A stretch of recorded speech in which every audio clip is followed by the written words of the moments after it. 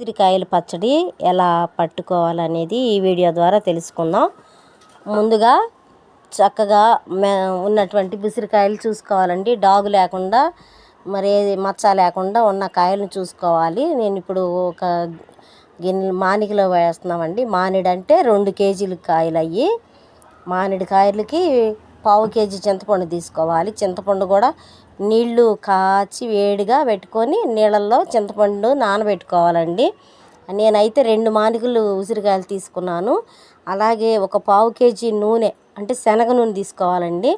శనగ నూనె కొంచెం వేడైన తర్వాత కాయలన్నీ కూడా చక్కగా వేయించుకోవాలి దోరగా. చూస్తున్నాం కదా, అవిగండి దోరగా వేయించుకొని మనం వాటిని అసలు ఏగినాయా లేదనేది అక్కడ చూస్తున్నారు కదా వీడియోలో. చక్కగా మెత్తగా వేగిందండి కాయ. మరి అట్లా వేయించుకోవాలి. కాయలు వేయించుకున్న తర్వాత ఒక ఖాళీ పాత్ర తీసుకోవాలి. నేను ఇందాక చూపించాను కదా, మరి చింతపండుని చక్కగా మళ్ళీ అది పీసులనే లేకుండా తీసుకొని మరలా దానిని తెరిలేంత వరకు వేడి చేసుకోవాలి. అలాగే మరి మానికకి అరసాడు ఉప్పు తీసుకోవాలండి. ఆ ఉప్పు కూడా చక్కగా మరి మెత్తగా నలగొట్టాను. అట్లాగే మెంతిపిండి, ఆవపిండి, కారం కూడా మానికొచ్చి 2 గిద్దలు తీసుకోవాలండి. అరసాడ తీసుకోవాలి. 2 గిద్దలు అంటే అరసాడ అనమాట. అలా తీసుకున్న తర్వాత మరి ఇప్పుడు మనం ఈ ఉసిరికాయల్లో ఇది పోసుకోవాలి. మనం ఉడకబెట్టినటువంటి చింతపండు రసాన్ని పోసుకోవాలన్నమాట. కారం తీసుకున్నాం కదా, అదిగండి అరసాడు కారం తీసుకున్నాము.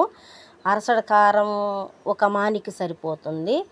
మరలా నేను ఇంకొక అరసాడు అంటే 2 గిద్దలు ఇంకొక అరసాడు కారం కూడా తీసుకొని మరి అది ఒక పక్కన పెట్టుకున్నాను.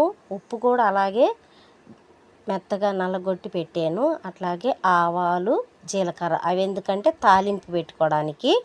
అదిగో చూడండి, తాలింపుకి నేను ఆవాలు, మెంతులు కూడా చక్కగా వేయించుకోవాలి. ఎండుమిర్చి కూడా ముందే వేయించుకొని ఉంచుకోవాలండి, ఎందుకంటే మాడతాయి కాబట్టి చక్కగా దోరగా వేయించుకోవాలి. అలాగే కరివేపాకు కూడా వేసుకోవాలి. అలా చేసిన తర్వాత నేను ఆవపిండి, మెంతి పిండిని కూడా సొంతగానే తయారు చేశానండి. కొంచెం దోరగా వేయించుకొని మిక్సీ పట్టుకొని అదిగోండి ఆవాలు, మెంతులు కూడా దోరగా వేయించి మిక్సీ పట్టి పౌడర్ పెట్టుకున్నాను. అలా మనం వేయించుకున్న నిమ్మకాయలు, చింతపండు రసం, ఆవపిండి, మెంతి పిండి అన్నీ కూడా ఆ పాత్రలో కలుపుకొని ఉంచామండి. కలిపి ఉంచిన తర్వాత తాలింపు పెట్టింది కూడా దానిలోనే వేసేసుకొని చక్కగా ఒక గంటితో తిప్పుకోవాలండి. తాలింపు వేసింది అదిగో చూస్తున్నాం కదా. మీకు నచ్చినట్లయితే, ఈ వీడియో నచ్చినట్లయితే సబ్స్క్రైబ్ చేస్తారని కోరుకుంటున్నాను. ఉసిరికాయ